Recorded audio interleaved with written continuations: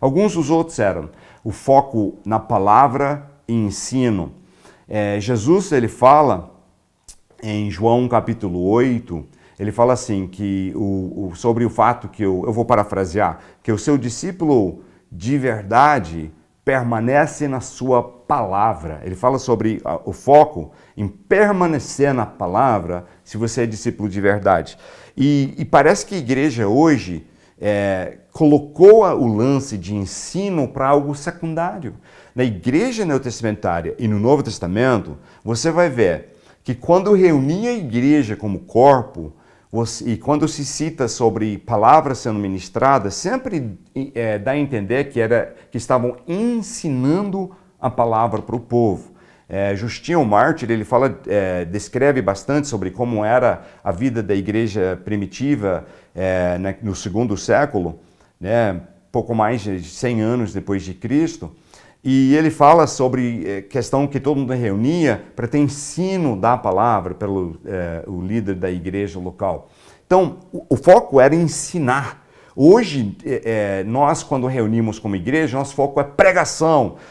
Eu já ouvi falar assim, não, aquele cara dá um show de palavra, ele prega, eu fico arrepiado, digo glória a Deus, eu saio empolgadão, que coisa incrível, porque pregou para valer. E tal, nossa, aquilo me impactou. E nós focamos muito numa experiência emocional no culto e ao reunir como igreja, mas Jesus deixou claro que isso não era o importante, e sim era conhecer a palavra, ensino da palavra. Quando dá o requisito de ser bispo ou presbítero, era colocado que o requisito vocacional que tinha na lista, porque os outros requisitos todos têm a ver com caráter e comportamento, mas o único vocacional era aptos a ensinar. Então o líder na igreja ele tem que ser apto a ensinar. Não fala sobre apto a pregar.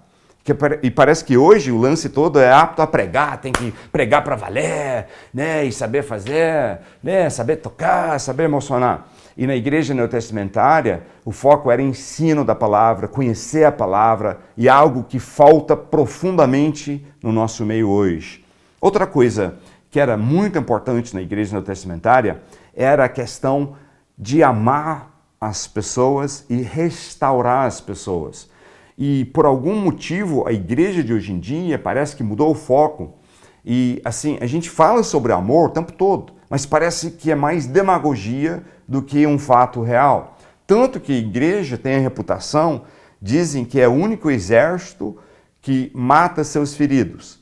Você vai assistir qualquer programa de televisão, qualquer filme de guerra, e você vê que um amigo, um dos soldados é ferido, outros ficam loucos, fazem de tudo para pegar o amigo ferido, carregar ele do campo de batalha, às vezes arriscando sua própria vida, às vezes até morrendo, mas carregam o ferido para fora para poder tratar e cuidar do ferido. Infelizmente, a igreja de hoje acha que somos chamados para sermos policiais de Deus, juízes, para castigar todo mundo.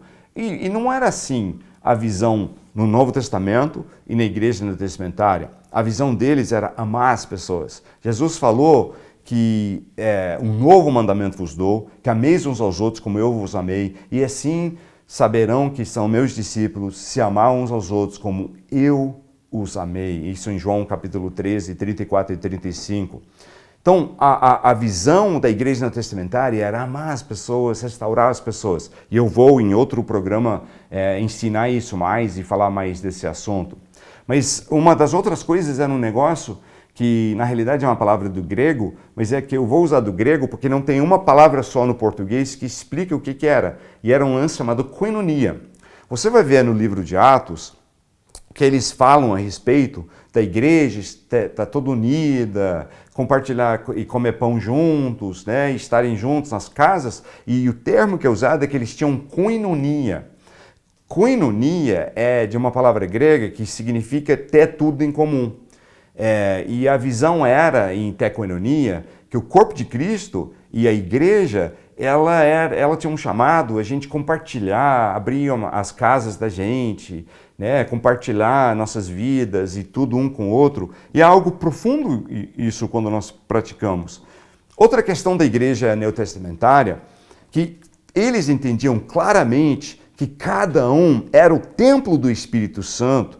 Eu sou o templo do Espírito Santo, Você é o templo do Espírito Santo.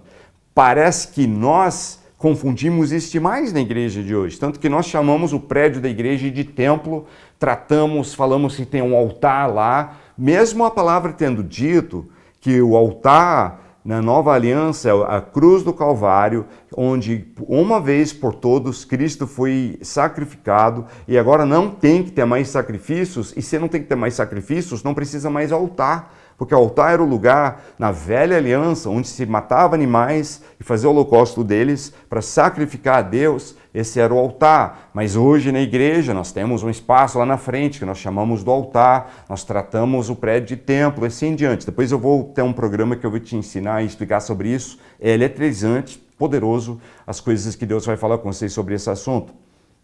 Outra questão que era muito claro na igreja neotestamentária, você vê assim, Paulo batendo bastante nessa tecla, era a diferença das alianças. E o fato que, ao entrar a nova aliança, a velha aliança tinha passado e passou de ser a forma de você interagir e reagir e conhecer e falar e relacionar com Deus. Na nova aliança, a formatação muda radicalmente. E é uma das coisas que eu vi que a igreja hoje em dia fez uma salada de fruta, fez uma bagunça toda, né? Parece que ninguém sabe a diferença das alianças.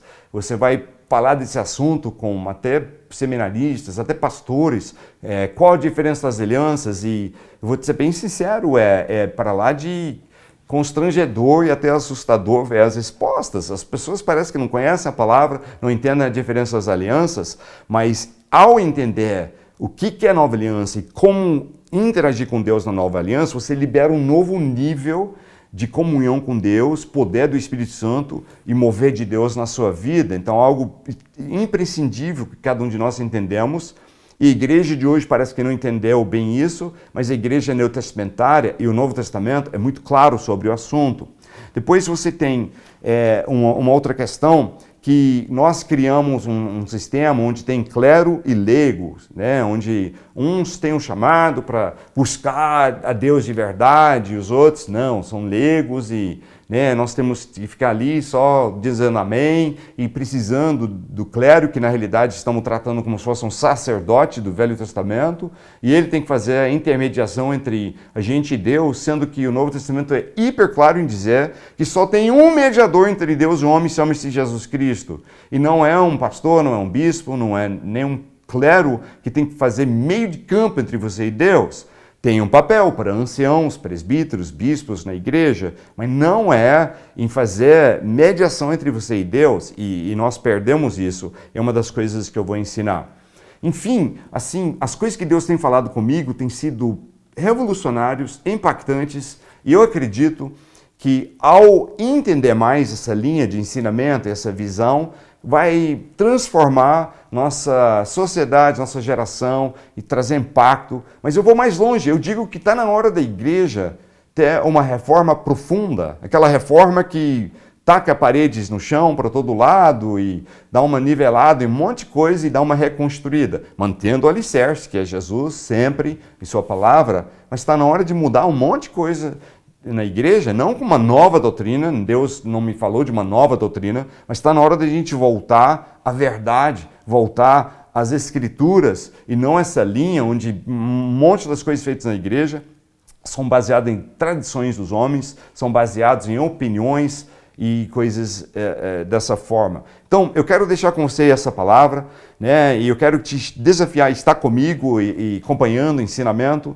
que vai trazer diferença e mudança na tua vida. Não perca, nós vamos estar de volta em outros programas. Até lá.